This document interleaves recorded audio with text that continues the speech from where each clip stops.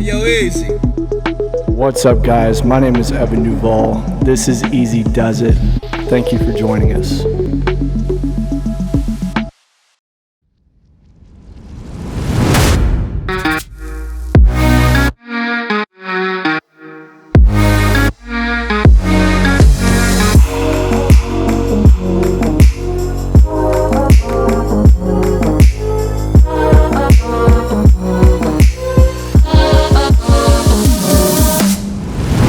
Back. Thank you, everyone, for coming out today.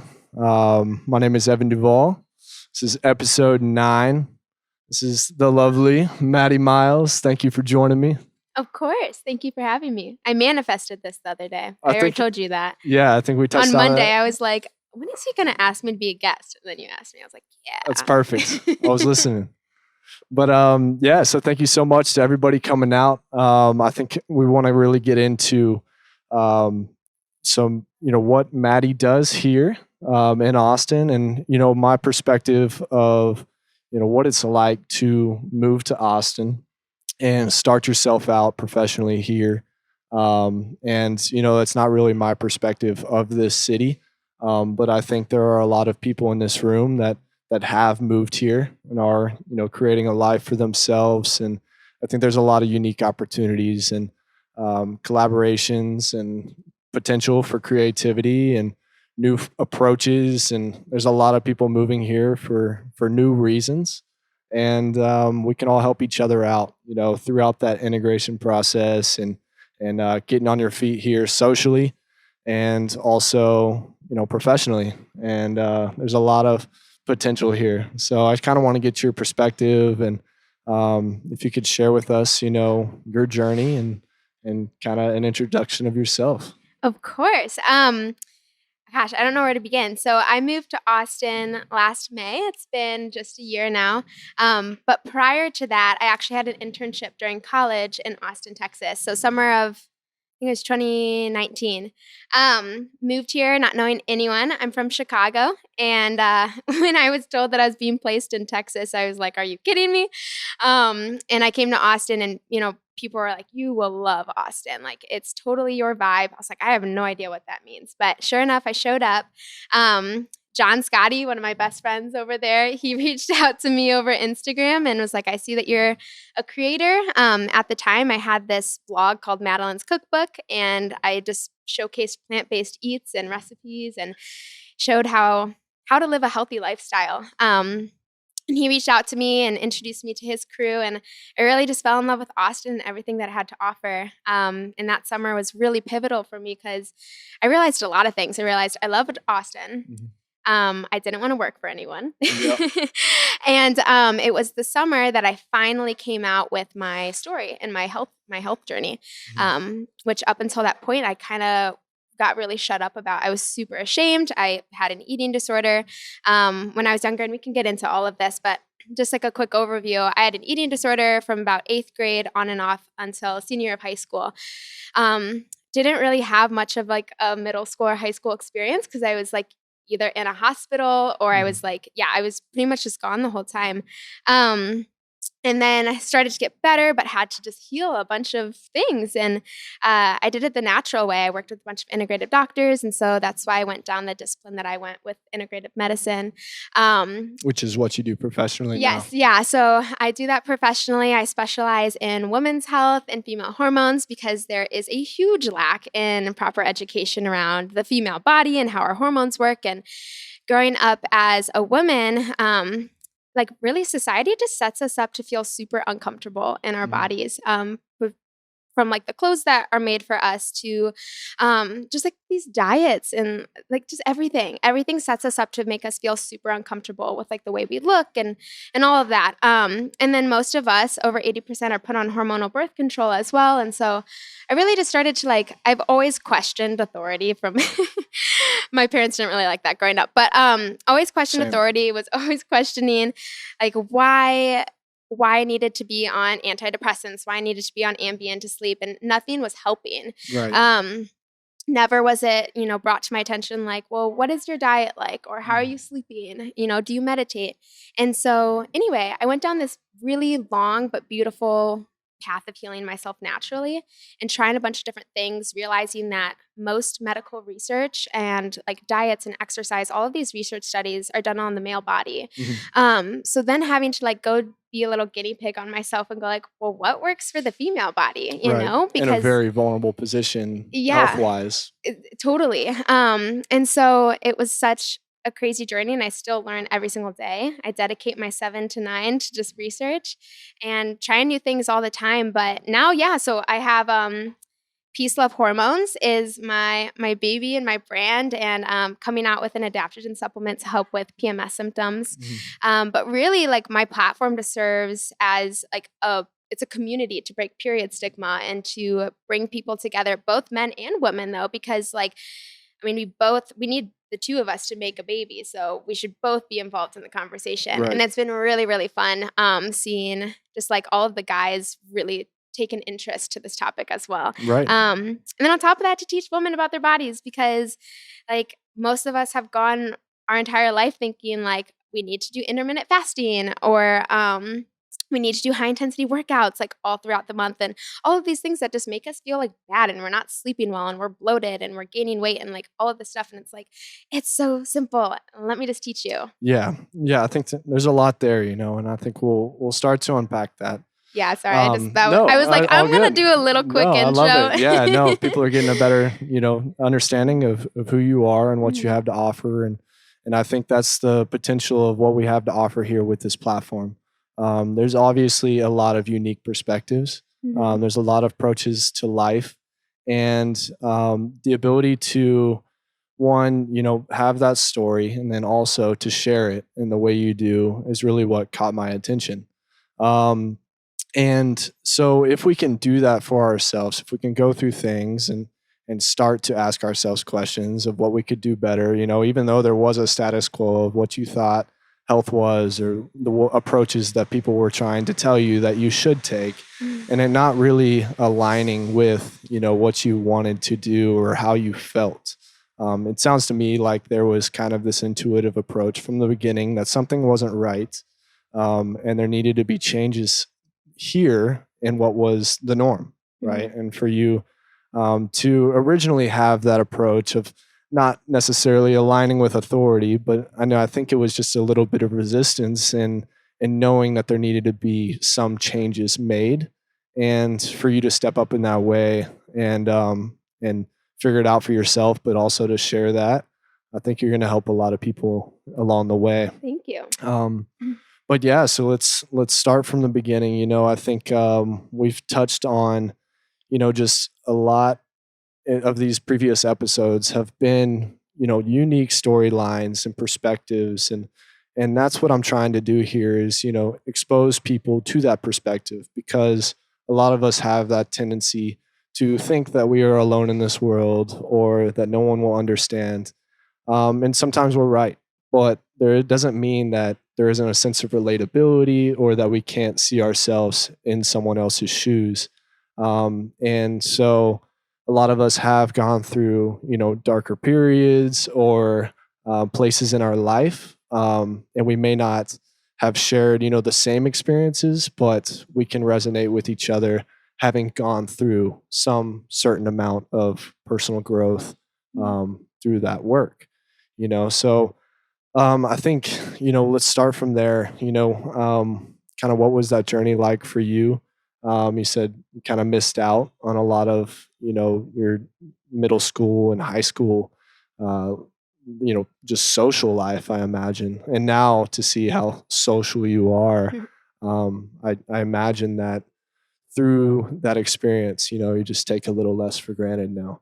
Oh yeah, totally. I mean, so I missed a lot, like dances and formals and even just going to class. Like I wasn't really in school most of the day, especially for, chunks at a time. I was just in a hospital, so I was completely removed from school. And I graduated high school early and I moved to Spain. I didn't like high school. I kind of was just growing up. I was like always ready for the next thing. It's cool because Austin is the first place and time in my life where I'm like, I'm just Settled. here. Yeah. Like I'm with people who get me. I'm doing what I love. Like I'm not in a rush. In fact, I want time to go slower. It's going too fast. But I went to Spain and I relapsed and got really sick and got sent back to Chicago and was hospitalized again. And it was that time, like for some reason, that time out of all the times, it just clicked in my head finally. And I was like, I don't want this for my life. And it was really cool. My mom actually saw a Reiki healer a couple months prior to that who, tapped into her energy and was like, I can tell one of your kids is really sick. There's 4 of us. She's like, I can tell one of your kids is really sick. And she's like, I can tell she's going to do really great things, but like she needs to get better. And I remember when my mom told me that, I was like, you're lying. You're just trying to get me to get better. I was like, well, whatever.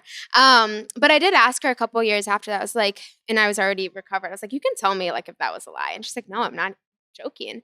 And so anyway, I went into college and I asked my parents, like, I want to create a new team around me of like integrative professionals though, because I still like, I don't feel right. I'm not sleeping. I'm still on Ambien. And it was still a messy time. I wish I could say like laying in that hospital bed, it was like, boom, everything was just better, No, yeah, like it's a slow process. Such a slow process. And it was like a roller coaster. Like some days were great and some days are bad. Some weeks are great. Like I've gone through periods of time where it's like a couple months where I'm just stuck in this rut of like just self-hatred, like with my body and like just trying to navigate that. But, and that was, during college. So it's a world's difference now. Like for the last couple of years, it's been way better. But you just gain more awareness throughout. I think a lot of us are familiar with that roller coaster. Yeah. And a lot of us still to this day, myself included. But hopefully along the way, we gain access to more tools or practices or just more awareness of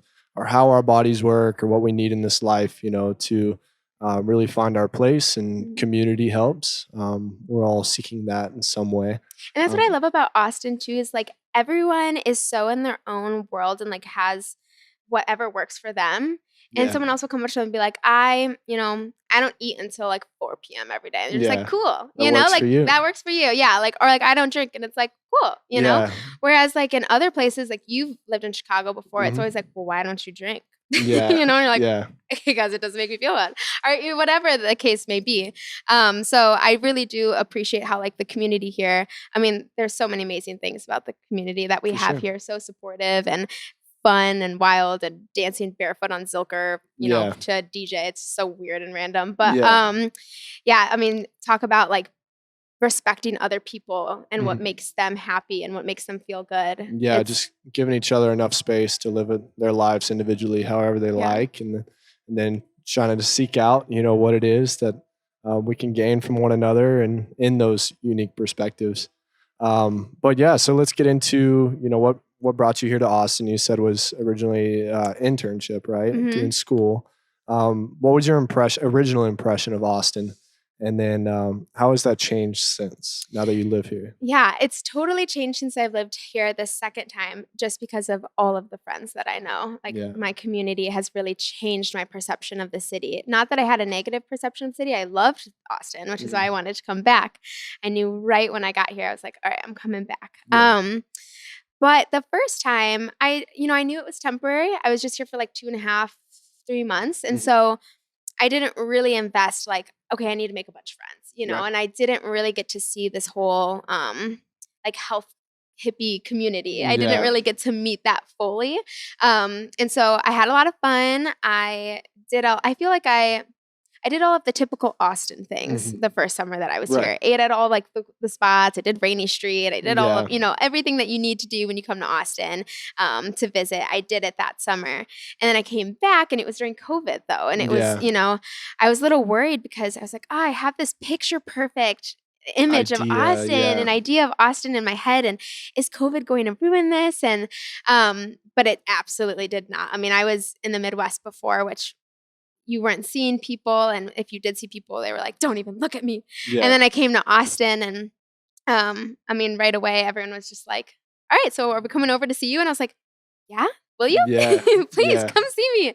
Come give me a hug. And just being outside all the time, it's such like an active, healthy community. And I really got nestled into like that whole, I don't even know what to call it, like squatch, but like everyone just knows each other. Like I'm like looking around the room and I'm like, I feel like, and like yoga people. Like we all know each other from just like doing what we love and like being outside and being happy. Yeah, there's a lot of communities in this room, and I think for us to mix that up and the opportunity for cross collaboration amongst those pockets that we call home is really what Austin is about.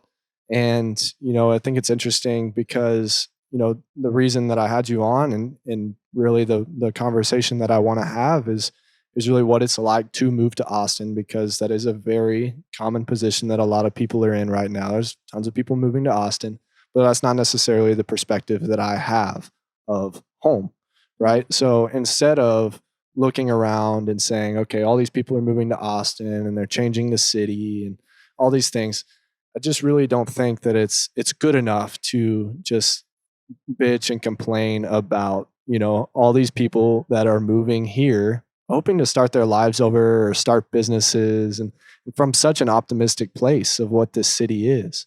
But it's also interesting to me to hear the perspective of, okay, I'm only here temporarily.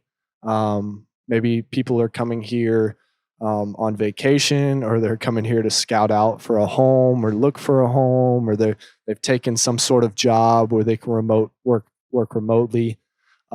There's a lot of potential here in Austin right now for people to come here and to really start to see how they can integrate into what is real, what is really Austin, right? There's all these things that are available to us throughout the city. These are the restaurants that people know. These are the parks. This is Rainy Street. This is what people can Google and find. But what makes this place special is maybe not necessarily what is right in front of your face. Austin is a very special place in a sense that it's rich of these little subcultures. Like people have these various communities, and people are very loyal to them. Right? A lot of us are in business in that sense, or our line of work is in that sense.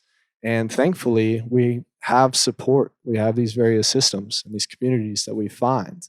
But they're not necessarily easy to find until you really make that decision to take that step and integrate, right? I feel like you just need to, immerse yourself into one community, because there are a bunch of like cross, like we have a bunch of different communities, but we also are in the same one, right? Like they all people cross stay on over. the move out here. I was like, I think I'm like a floater. Like I like to know everyone, but it's like all it takes is like one event, like meeting a couple of people, and then they're like, hey, we're going to Zilker on Wednesday to do yoga, and you're like, okay, I'll be there. And a great tip that I tell everyone who's moving to Austin, I'm like, just go do a bunch of stuff and show up alone, because that's what I did. Like I just say yes, and like you don't need to do everything, because I got burnt out for sure. I still like have to control myself. I'm like, I was like, this weekend I'm not gonna do anything on Saturday, and then you texted me to be. I was like, we're doing something. But no, you have to have the balance, but you need to put yourself out there, and it's like not scary. Growing up, like living in Chicago, I would never have shown up to a party alone, but in Austin, I feel like I do that more often than not. I like just meet people there, Yeah. I've noticed that a lot. I've done several different types of events, and this is the one that's going to really stick because one thing that's been consistent is that there are a lot of people. Originally, I was doing fitness boot camps out at Zilker Park, and that was such a unique, perspective for me, because a lot of people that started attending my boot camp had just moved here. They had zero friends, not in a bad way, but they started coming out to the boot camp, and then a few weeks later, they're out grabbing margaritas together, or they found that sense of community.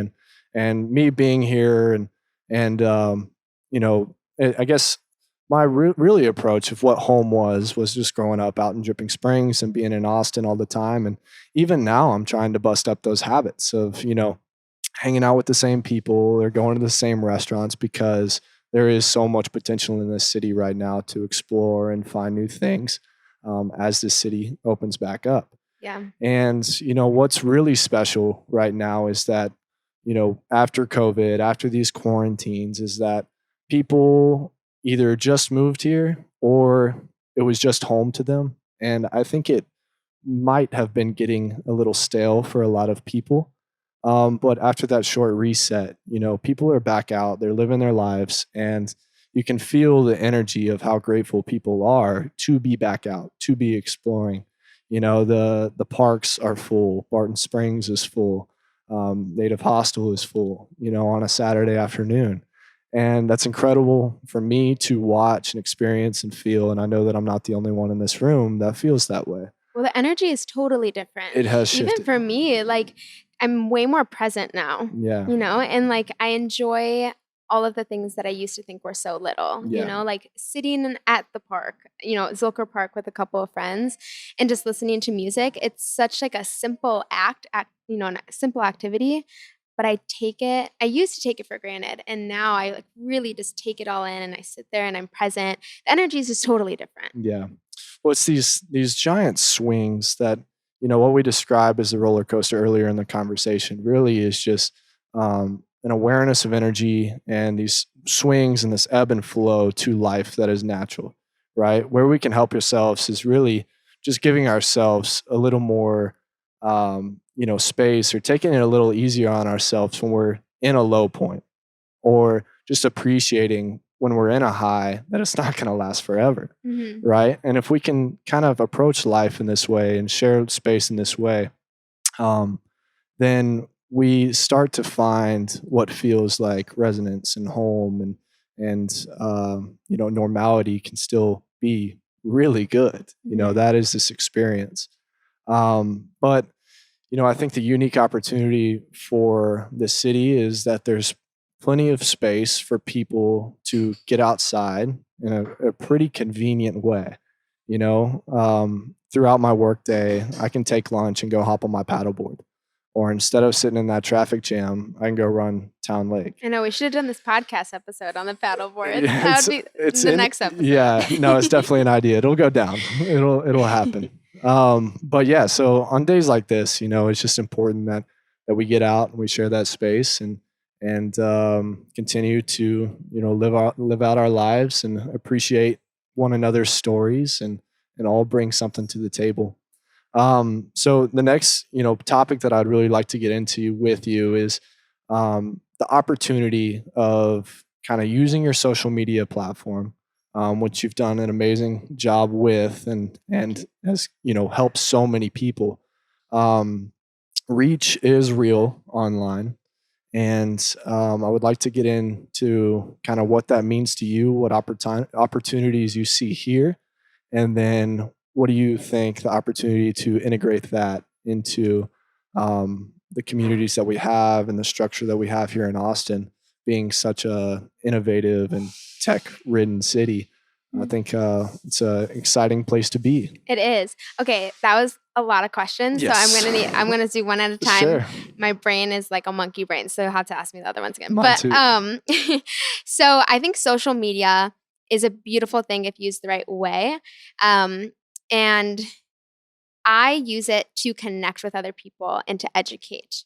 And especially all my ladies, I use it to like connect with you guys and to educate and empower and inspire. And it was a very organic journey though, because I started my blog, and the nature of my blog from the very beginning is completely different. Like I was called Madeline's Cookbook.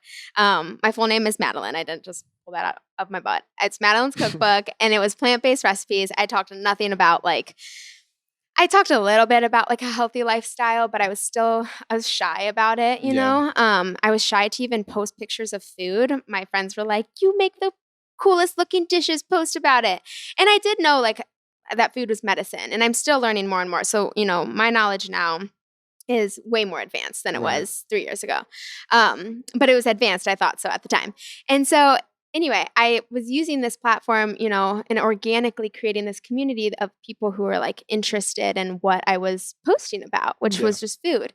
And then I went through a couple of dramatic shifts though, because again, like that first summer I was in Austin, then, I wrote that blog. I wrote a blog post for this company, this agency out in Los Angeles, and it was about my eating disorder. And that was the first time I was coming out about like the eating disorder, the insomnia, the depression, anxiety, like everything. It's hard to do. It was hard. I remember I took 2 days off of my internship, because I was just like, I feel like this is gonna be really emotionally overwhelming in, Yeah. like, the best way possible, but, like, I need to just space. Right. Because I pretty much just, like, submitted it, posted it on social media, and just waited for, like, the text and calls to come in of, like, Yeah. obviously my family knew, like, they were with me the entire time, but, like, my boyfriend at the time and my closest friends in college, they, like, called me and were like, "What? Yeah. Why didn't you tell us about this? Like, we have just so much more respect for you, and, like, you're gonna help so many people," and I was like, "Oh my gosh," like, people took it well. Like, I was just scared. It's, like, a scary world to, like, put yourself out there, and it's funny, like, It's thinking super back to vulnerable. that because now I'm like my friend asked me a couple weeks ago, they're like, "Are you just, like, totally okay with saying anything and everything? Like, you're just so vulnerable," and I'm like, "I am okay now, but, like, 3 years ago, even a year ago, I Yeah. was much more shy about all that stuff. Now I'm Right. talking about, like, vaginas and periods and, like, all this stuff. I'm like, "What's up?"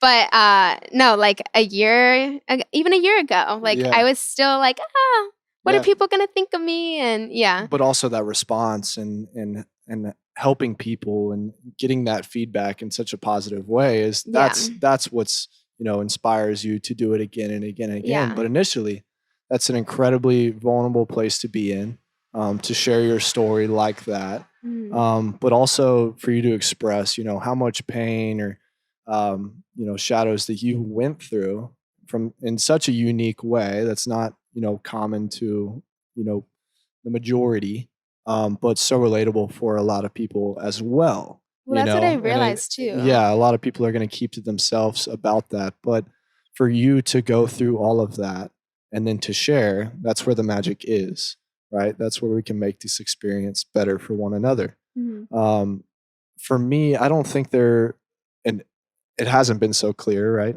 Like we were talking about, clarity isn't always clear in that moment, but 2020 hindsight or whatever you want to call it, a greater understanding for me of the pain that I've gone through has always I've developed that clarity through sharing, right? And it allows you to open up your world instead of feeling like you're getting singled out or this higher power or whatever you believe in is just, kicking your ass, time after time. For us to seclude ourselves and ask why me or why or just be in pain, um, what good are we going to get out of that? But if we can shift our focus and ask ourselves not just why me, but who else is feeling like this, or how could this help someone else? And I think that's where the potential for us to help each other is that we're not all going to go through the same thing. We're not going to feel the same emotions as what you felt in that specific moment, but I can relate to it. I've gone through things on my own. And I think that's where, the magic is for you. And that's beautiful to watch from another perspective. That is leadership, right? Whoever you are, whatever you've gone through, to be able to shift your perspective and ask not just about yourself, but how you can share that with the world. That's where the potential lies, especially on social media, because you don't have to cross paths with these individuals. You don't have to meet this person or shake their hand. You can have that reach. You can meet or, I guess, influence people online that your paths would never cross. Right. But again, I looked at that, I saw that potential, and that's still not enough, right? Because I think a human experience is meant to be shared, right? And I think that's the beauty of what Austin is. That's the beauty of what this is that we have these devices, we live on them, we find things that we appreciate on them, but then the ability to separate from them and then get back and live their lives in a in with presence of mind and gratitude. That's the phase of life that we are in right now. And there's a lot of people aware of that, right? Mhm. We're not just hiding, we're not just distracting ourselves from whatever we're going through or whatever, routines that we're caught up in. Instead, we've gained perspective of how quickly things can change, and then how relatable that is for a lot of different types of people. And I'm inspired by that. I'm looking forward to that. And so, I think, what are your thoughts on all that? You just went so many different places, but I loved it. And I have a tendency agree. to do that. I mean, to kind of piggyback off what you're saying, like you can build this beautiful community on Instagram, which I feel and I love it. And it's, I mean, Instagram, TikTok, whatever it is, you can connect with people from all over the country, all over the world. It's incredible. Yeah, Like just TikTok, with your, all the middle schoolers. I know. Well, actually, though, Yep. I just to talk about TikTok really quickly. I used to hate on TikTok, and I'm trying I to get on currently it now. changed my mind. I've changed my mind because it's actually very educational, and people are going there to learn. So I'm like, okay, I need to. Mine changed. It's Yeah. that easy. So follow me on TikTok. But it's really cool. You can connect with people from across the world, and that's what I've been doing. Like I hop on Instagram, and I always have like an influx of messages from people across the world. The community aspect is incredible, and again, it's just like it's how you use social media. You know. Sure. If you're just on there, and like the content that you're consuming as well. Like I really had to filter the content that I was seeing, and so it's only content that raises my vibe. Right. And I think a lot of people consume content that lowers their vibe. And then they're also not connecting with people. And it's like, use this tool to your advantage, you know, but also don't get stuck on it. And we're super lucky to live in Austin because, again, we do stuff like this. This is incredible. We can go and spend our Saturday, meeting new people, like hanging out with people that we already know and really connecting on like a deep level. I've had some of my like deepest conversations since moving to Austin, like in saunas. Everyone's like, yeah, we know. Us too. Discomfort. It all comes out. But yeah, having that balance, having that balance of, social media is great and use it to your advantage and connect with people. And if they live in Austin, connect with them in person because I love talking to people and connecting with people and making new friends. So I think that's a big one is that we have these devices, we've created these devices, and just because we've created something doesn't mean that we're using it correctly, right? And to think that, okay, we live in a pretty modern world, right? There's a lot that has been done, there's a lot that has been said, there's a lot that has been felt. But as far as tech and reaching human beings, there is a lot of room for innovation, right? So as these platforms develop, as we gain access to one another, as our reach expands, how can we bring value to that, right? Because there's plenty of distracting ourselves. There's plenty of stimulation. There's no shortage. In 2021, you can just be so overstimulated that it can ruin your life, So to have a respect for what these tools are capable of, how powerful they are, but to use them just as that, a tool, right? I always tell my friends, make sure that you're using your devices and they're not using you. Not because I'm, saying that I don't do that, because I do it all the time. But having that awareness, right? Having that awareness of how powerful these things are when we're escaping, what is reality with this other reality. But just remembering that we can bring what is real to these platforms. We can reach our friends there. We can be real with each other all the time, So I guess that's inspired me. That's the reason I'm sitting here today is because, there's a lot of potential to reach one another using these different platforms, these different sources, these different, avenues where our friends' attention are, and that's where I got a lot of y'all from, right? It's just social media or networking, but to use those platforms as networking platforms is huge. Yeah. And I do want to make a note. I appreciate that you also show up authentically you on your social media. I was talking to someone earlier today about how like sometimes you meet someone and you have this image of them because you follow them on social media and then you meet them in person and they're just not the same person. Right. And in terms of like to kind of go back to like the original question of like building that community on Instagram, like I just showed up as me, as scary as that is, like I just showed up as me and I talked about what I'm passionate about. And I knew that I would attract the right people. And so that's what I've done. Like even as I've changed my areas of focus from like food to like integrative medicine and hormonal health, like and that was a scary shift too, because I was like, dang, am I going to lose a bunch of people? And in fact, I didn't, because I've realized every single person, but men and women, experience hormonal issues, and they all want to know, which is awesome. But making that shift was really scary. But I knew that I would just attract more of the right people, because it's authentic. Yeah, exactly. And it still gets scary. Like, I don't want to like talk myself up and be like, I don't get scared anymore to like post stuff. Like, and the response, still, we get an idea of what something should be, right? And I was talking about this earlier, was we have a tendency to overanalyze like these perfect products, and what we get out of putting it into the world. We learn so much more about, okay, I think of the perfect product, right? I spend years and years analyzing how I should release it. I got the perfect marketing strategy. I've got the perfect branding. Everything is perfect. And then I release it and there's no response, because I have been secluding myself, coming up with this perfect image of what I'm going to share with the world.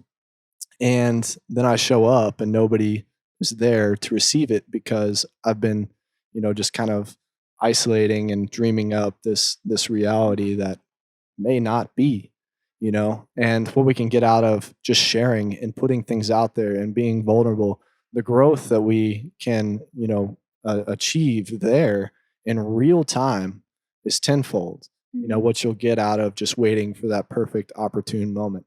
For me, the saying, the grass is always greener, it's real. A lot of people live out on that next horizon. Okay, I'm going to wait till next year when I can release that product, or when I go on vacation, I'll feel so much better, or I can't wait for summer, or damn, where's that paycheck? But we miss out on a lot in real time, and from having that presence of mind, no matter what we're going through, and no matter how we want to step up into the world, the ability to take our perspective and take note of what we've gone through individually, and then put that out there and see who it reaches. There's a beautiful thing to that. Totally. I mean, a journey of 1,000 miles starts with one step. So Sure. whether it's securing that Instagram handle name, or it's hosting your first event in Austin, like whatever it is, just show up. Yeah. And like, there are so many people in this world, and everyone meets a unique need in this world, and like what they have to offer. And every single person has a story. Yeah. And not everyone's going to like you. Not everyone's going to relate to your story, but like a lot of people will. And they'll really appreciate you. Yeah, and I think we're in a special time, because with that, right, with this increased awareness of where our energy is, where it's going, and not just getting so caught up in these never-ending cycles of expectations and where we got to be and when and where, with the introduction of being able to work remotely or taking to social media platforms, we're creating a lot more personal freedom. And so if we can show up in that way and create that space, then I think there's an amazing thing happening right now, where with that increased awareness of what we're looking for and how we're showing up in the world, people are just getting called together in this like magnetized kind of way. It's like, okay, I can recognize, me and mine from a mile away right now. I can feel you. I can see you. And, I'm not the only one that our eyes are wide open these days. And, I think that's beautiful. I think we need to pay attention. How do we can keep that going? How we can nourish that and, protect that, because there is potential for us to just get caught up. We all do it. We can, as this world opens back up, we could go right back to where we were. I've done it before. I've learned some hard lessons in my life, and then human beings have a tendency to forget. And then years later, I'm like, shit, I learned that the hard way. Here I'm doing it again. Why did I remember? Can I ask what habits you've fallen back into? You've noticed that you're falling back into? I mean, sometimes I just don't drink water. No, I'm just playing. I was like, wait. No, I think just being hard-headed and, that go mentality. Yeah, for sure. I definitely got that. I'm very type A. I can just exhaust myself. I can give, forget to give back. I have trouble finding a little bit of passivity. I'm always thinking about how I'm going to share and get into the world. And but over the years, I've developed practices and ways and reminding myself, hopefully daily, so I can ride this fine line throughout this life, and um, give myself those practices that ground me enough to gain awareness of where I currently stand. That And way I to can and be to remind you authentic. what's really important as Sure. well. Yeah, because there's plenty of distractions. There's plenty of expectations. There's plenty of things that need to be rewritten for all of us. Mhm. But the ability to take your power back and realize that we can do just that we don't have to live up to all these expectations, that we can, change patterns of behavior that are, in our, families or amongst our friends or the way we interact socially or where we go, where we show up. We can wake up tomorrow and be like, fuck it, I'm changing it all. Mhm. We have the power to do that. But the ability to be surrounded by people that love you and will support you through that transition if that's what you need. I think that's what's important. That's what Mhm. we're all searching for. So I actually want to. Is there anything else you'd like to touch on real quick before I open it up? No, you can ask them. All right, guys. So Ask the audience. we're introducing something new this week, and I want to go ahead and introduce a Q&A segment to the podcast. All right. So we got a third mic. So if anybody would like to come and ask a question based on anything they have been thinking of, we can take a moment here. But I would really like to open this conversation up. Now, you can ask me or Maddie anything. I think we're quite open books. Ask me And something about hormones. yeah, ask her Please. something about hormones. If anybody Get me has, going. you can ask me about hormones too. I'll see what I got. No, just playing. Oh, but I'm sure you know some But stuff. if anybody would like to come up here, we got like 20 feet, so don't run away. What's up, Caitlin Rose? Hello. Okay, so I'm curious because Maddie's like the hormone guru. I do have a question for you about hormones. I would love to know, like, what is your, as being like, an embodied masculine in the world, like, what's your take on feminine hormones and, like, what it is to be a woman and all of that comes with, all of the cycles, all 4 of them. Maddie taught me that. Heck yeah. And just kind of like, get your take on, because I think as a woman, I can say this for everybody, especially being in Texas, you meet men who are like, I'm afraid to be around you because you're on your period. And then you meet men who are like, yes, that's awesome. Like, go women. And so I just want to know kind of where you stand, like honestly, where you stand. And I want to know where you have left to grow and getting more comfortable with understanding women. Yeah, for sure. So men and women are very different, but they're also not in a lot of ways. For me, honestly, it's not enough to just look a woman in the eyes and call her crazy, right? It is not. Thank you. That is incredibly disrespectful to how unique an individual's perspective is, whatever they're going through personally. You don't fucking know, right? Women go through a lot, and for anyone to assume that they understand why or how they feel a certain way, I hope nobody can tell me about me, right? And so to just rewrite that narrative and for the norm to be changed, it starts with conversation. It expands through education. And we can do that in social settings. It doesn't have to be these giant formal educations where they obviously get it wrong quite often. Just follow me on TikTok. Follow Maddie on TikTok. We'll do it 60 seconds at a time. And 60 seconds? I don't know. Oh. Is it not? I think you get 30. Oh, 30 seconds at a time. Anyway, the potential is to reach people there. And I think for us to for us to assume that we understand what, I guess it comes down to, is just what individuals are going through, and having enough compassion in our hearts to try to understand, right? I don't think there's anything weak about that, right? It's rewriting that narrative for men as well, that any sort of vulnerability or compassion or love and understanding is weak. That can obviously not be true. I know a bunch of warriors in this world that are complete teddy bears. Don't fuck with them, but you can show up in a lot of different ways, and we can do that for each other. I hope that's not too bold, but cool. Anybody else? Yeah, cool. Let's get this mic out. So this question's for Maddie. I would like to know more about what you do. If you could share how you practice and what's unique about it. Yeah, of course. So I do have my own online practice, and I see women one-on-one. I Can you hear me? Okay. I see women one-on-one.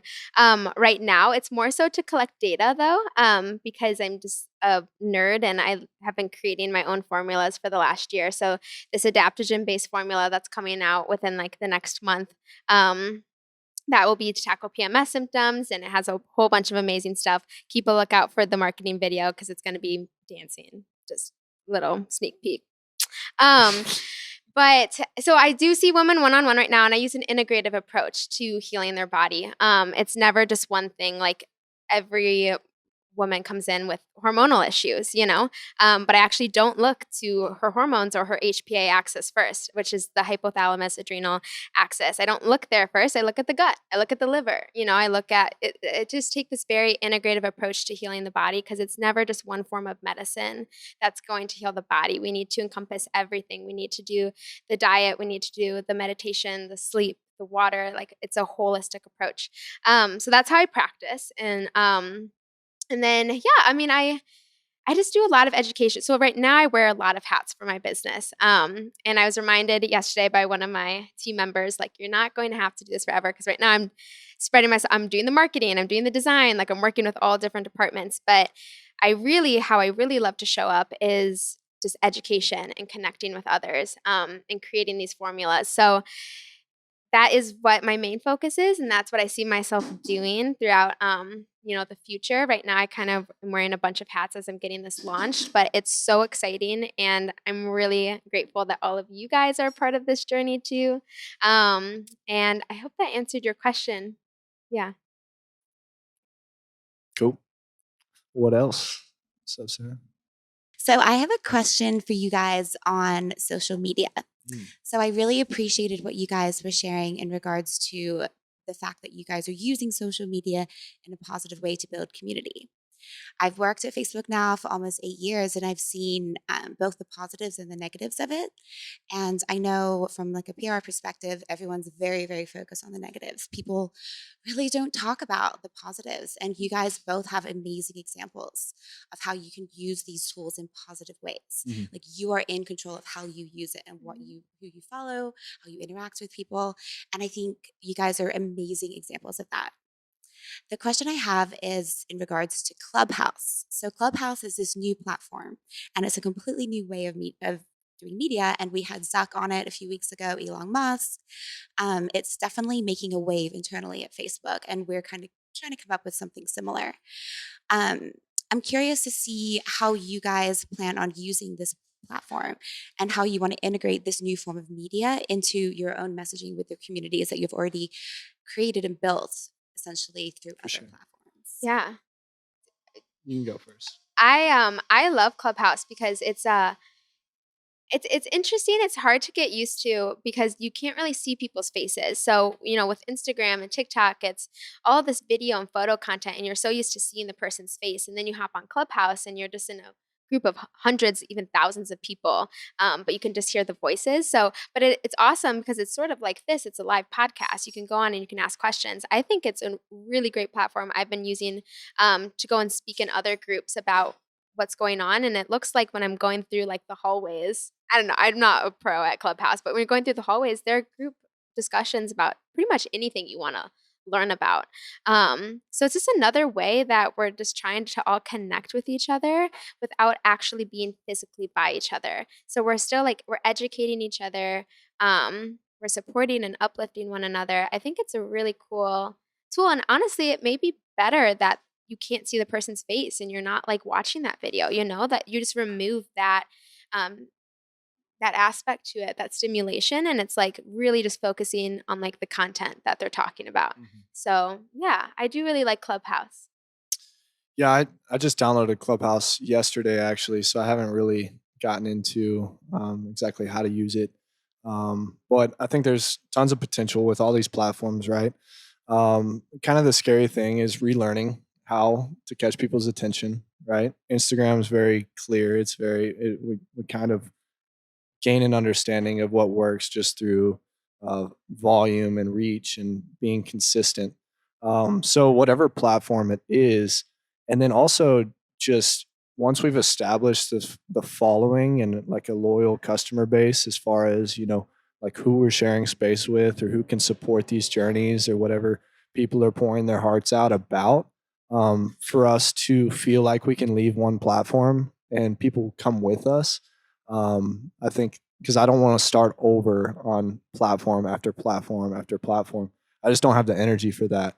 And my approach to social media has changed now that I'm back in the United States and I was living overseas. But I identified that the way that I would use it is to get people into social settings. So I wanted to focus on the event side. I wanted to focus on the live kind of format, and I want to see how far we can go with that. Right.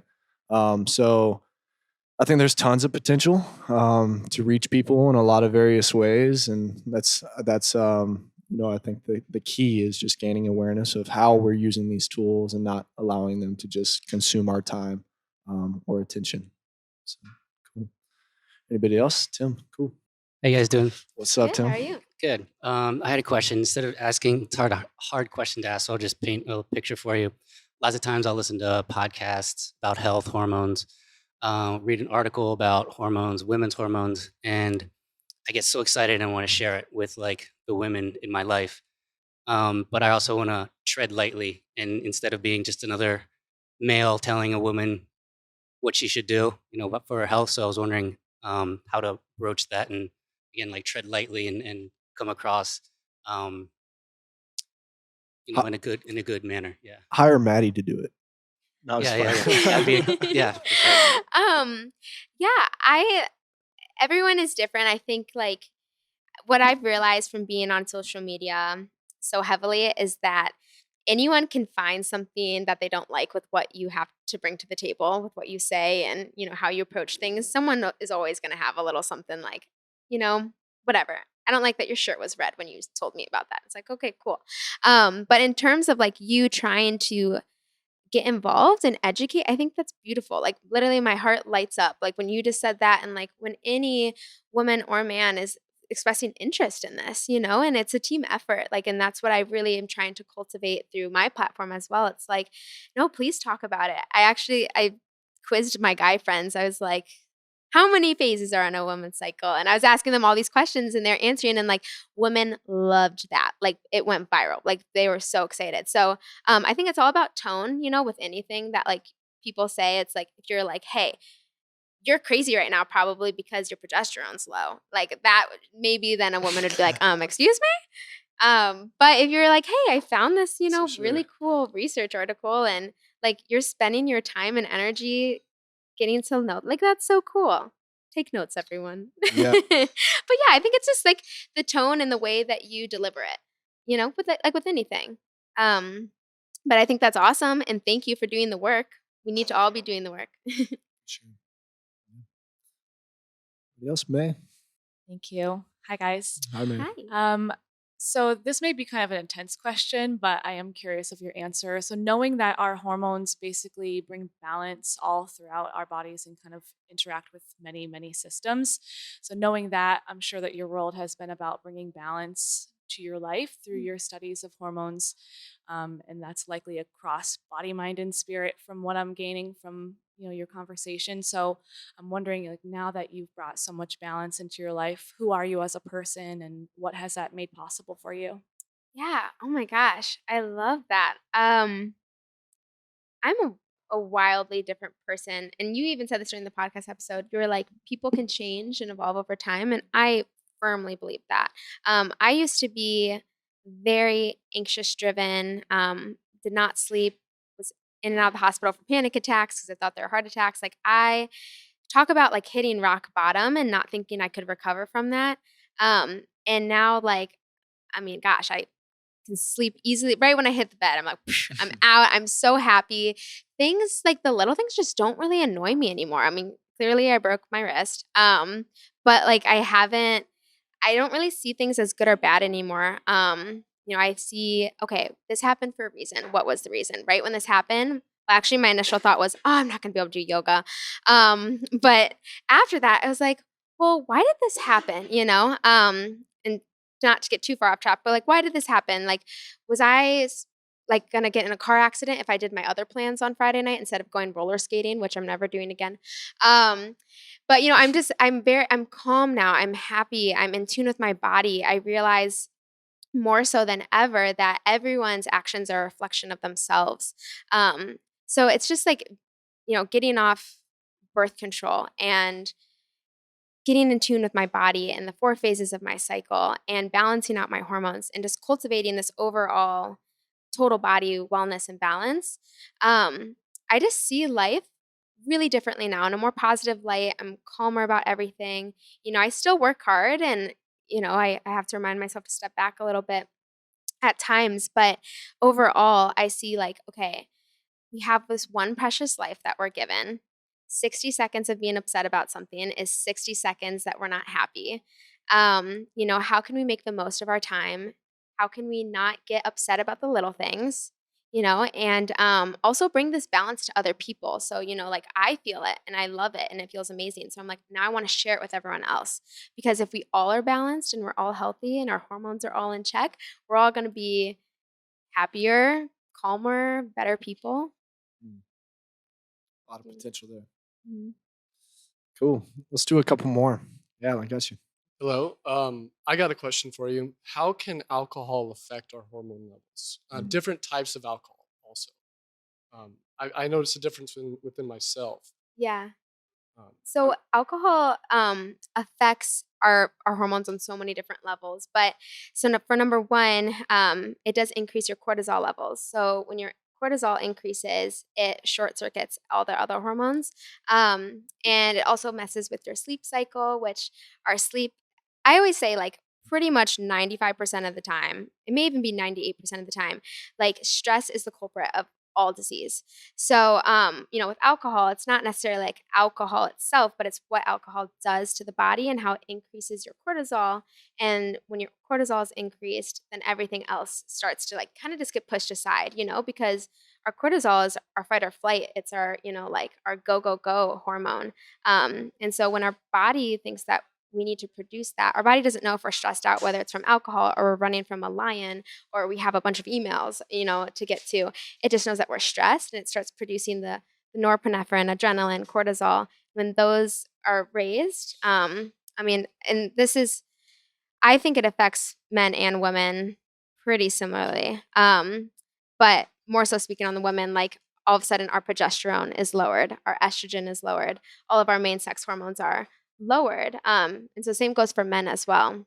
And also, I just want to say a little side note on men's hormones. Guys, you should sleep between 10 p.m. and 5 a.m. because that's when most of your testosterone is made. Learned that the other week. What about like 8 p.m. and like, no. The more the better, but So one more thing.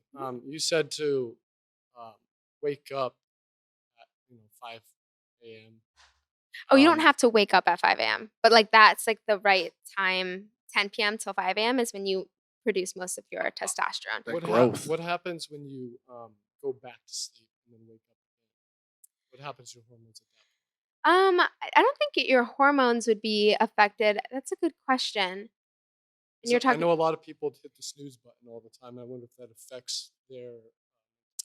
Well, yeah. So we do have. So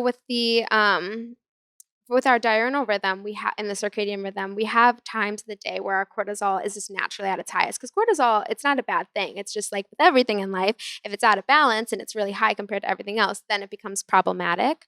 But Ayurvedic medicine really preaches that there are certain times of the day where our cortisol is at its highest, and that's ideally when you should be waking up. Because if you keep hitting snooze, and by the way, this time time frame is between like 5 a.m. and 7 a.m. So a lot of those people who keep hitting snooze, and then they wake up and you feel that groggy feeling, that's because you no longer have that naturally high cortisol, which cortisol gets us awake in the morning without the alarm clock. So yeah, it's really good to just, especially for men, and then women during certain parts of our cycle, to get in bed earlier and wake up earlier. Cool. Yeah. Thank you. Of course. Testing. Uh-huh. Me being an old white male in the group here, I have a question. What is your expertise in post menopausal women? Yeah. Because going by what the gentleman said before, stating, "Hey, hon, do you need to get on hormones?" Doesn't Don't go go well. there. Yeah. Don't go there. I grew up in that house. So, you end up in the doghouse with your dog. I don't notice any differences. I know men go through a menopausal period also. Yeah. I don't know any differences in me, but I see a world of change. And she doesn't believe in supplemental hormones or anything of that nature. Yeah, I don't use bioidentical hormones either, or artificial hormones. I always approach it from like a lifestyle stance. And to answer your question, menopause and postmenopausal women, it's like a completely different ballpark when it comes to comparing their hormones in their body to a fertile woman's body. But I do have expertise in it to answer your question. And yeah, don't tell her that she should go in the artificial hormones. But if she's open to seeing like a holistic practitioner, an integrated practitioner who really knows this stuff, then I can definitely guide you in the right direction with that. I got your back. Beautiful. Let's do one more question. All right. Hey. Hello. Hi, I'm What's up? Mason. What's And, up, Mason? Hi, Mason. So my question kind of goes off of something Evan was talking about, but I want to take it to Maddie. So you're talking Cool. about like the fine line in life of practices and habits and keeping your mindset right, and it can slip so easily at any time. Sure. And Maddie, I'm sure when you're trying to spread your message and kind of spread your knowledge about hormones, women not wanting to get off the pill is something kind of like how the one-stop shop it is. Like I'm sure you run into a lot of hesitancy and people, well, this does it, and so why do I want to switch anything else? So in kind of like keeping that, the pill can do it for me. Why do I want to go into a life where I have to watch what I eat every day of the week and change what I'm eating all the time? What's something that you run into is like hesitancy for that and kind of people not wanting to go into it? And what's something that excites you for it and somewhere that you're finding a lot of acceptance for? Yeah, that's an awesome question. And I do want to preface with, I'm not anti-birth control. I was on it myself for like 6 years. So I'm not anti-birth control. I'm just anti-miseducation and misinformation, because the average woman, when we go into our PCP or our gynecologist and we're put on hormonal birth control, we're not warned of these side effects, both the short-term and the long-term side effects. And then, we're surprised when we have like depression and anxiety and we can't sleep and like all of this stuff. And then we go back into the doctor and it's like, well, here's another medication to help with that. Never linking it to the birth control or the IUD or whatever it is that you're taking on a daily basis. So I just wanted to preface with that. I think that it's, can be used and some people need it because like some people are just like, I don't want to know, I don't want to take the time to really learn. And I never push it on anyone because it's something that you have to come to yourself. It's a really beautiful, deep journey of learning your body and learning how to biohack it. It's so awesome. And I wish everyone could just I wish I could just go do the learning for them, so they didn't have to learn and they could just have this knowledge, like right at birth, honestly, like we could just know this. But yeah, there is a little bit of hesitancy, but honestly, not a lot. You'd be surprised. Like most women are like, thank you. Like I'm learning so much. And even if it's just incorporating little things, it's like they just start off doing like one little thing. Again, back to the quote, a journey of 1,000 miles, it takes one step. So if you're just incorporating like 20% of like the foods that are phase friendly for that phase, then they see how easy it is and how awesome they feel when they start to do it. And then they want to do more. And so that's why like with my Instagram, I really approach it in like a fun way where it's like, this is fun, like look at this awesome, delicious recipe. Also, it supports your hormones during the luteal phase. And, with seeds, like seeds is a super easy way to just like incorporate those into your everyday, whatever. Take your shots of flax and pumpkin seeds and you're helping out your hormones. So I haven't gotten that much resistance, but the resistance that I do get, it's just from it's overwhelming. And I was super overwhelmed when I was going down this path of learning all of this. I was like, oh my gosh, I feel like I've been lied to. And like, what am I putting into my body every single day? And, and I was scared too, having that eating disorder background of like, well, how is my body going to change when I get off the pill? And, but just to reassure everyone, it's been a beautiful, beautiful, awesome, amazing process. I feel the most alive I've ever felt in my life. I'm assuming as alive as I felt when I was a little girl and wasn't on any type of, artificial hormones. But yeah, so not a lot of resistance, but the resistance that I do get, it's just like, how do I start? I'm a little overwhelmed. I can just take a pill. Like, I know that it's bad for me. That's what I hear a lot. It's like, I know that it's bad for me and I know it's impacting me on a lot of levels. I'm just not quite ready to take that leap and actually get off of it. But I'm learning. I'm listening to your podcast. I'm, watching your posts and I'm trying to get there. And it's very exciting. That was the last part of your question. It's so exciting. Oh my gosh. I get like, I just have the coolest followers. They're all so awesome. And like, I started a Brazil nut campaign. I didn't even mean to do that, but now everyone like eats Brazil nuts every day for their thyroid. And like, because I eat two Brazil nuts a day for the selenium, and people are like, I don't even know why I'm eating this, but thank you, Maddie Miles. I'm eating my Brazil nuts. And I'm like, okay, well, let's educate you on why you're eating it. But it's really exciting. It's such an exciting job. It gets overwhelming. I need time to disconnect, but it's a really rewarding job to educate people on this. Yeah, I'm excited. I think you may have gained a few more clients or followers today. Yay! DM but me. We can all use our platforms to do that for each other and to expand our perspectives and introduce each other to new ideas or new approaches. But I'd also like to touch on that question as well is the path that it's tough to reach out and ask for help in a lot of these things, but I think discomfort drives us to reach for help in a lot of different ways. And just if you notice that you're uncomfortable in any way, just know that there are people out there that do specialize in these things, and to trust that someone else can help. So look to each other, look to your friends, look to your family, look to professionals, and just don't think that you are alone in this world. And we'll be a lot better off because, like Maddie said, if we can take our health seriously and our state of mind and bring more awareness to how we're showing up in the world, then we're all better off. We're all going to feel better, in turn making us better people, making better decisions, treating each other better. We can all do that, but we just have to take that power back. So yeah, Before we sign off, Yeah, can we at the same time say my tagline, peace, love, hormones? Yeah, you ready? Yeah. Peace, love, hormones. All right. Yeah, go follow her on Instagram at the Maddie Miles. And then also, I'd like to bring attention to a few of my friends today. We've got Sarah. She's painting over there for us. What up? Yeah, give that a round of applause. But I believe she may have some art for sale. So if you're particularly interested in supporting a local artist, go show her some love. We've also got my man Richie back there. He's here with Hemp Life CBD. I've been working with him for months now, and a beautiful family-ran company, and good friends of mine. And if you have any interest in the future of CBD here in Austin, go say what's up to him.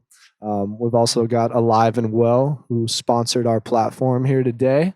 They're offering B12 and D3 shots for just $20. So if you want to level up and feel a little more alive, I think that's why I had so much breath today, was that B12. Same. We got Liquid Candy. He's going to come on, turn on some tunes. So the big part of this event that I really like, offering is to continue this conversation, open up, meet some new people, shake some hands, do some fist bumps, whatever your style is, and meet some new people. Austin is an exciting place to live right now. There are a lot of people in here right now that are very good at what they do. and we can all start to collaborate and help each other and see each other and move into the world a little better off. All right, cool. Well, let's open it up. Thanks for coming out, guys.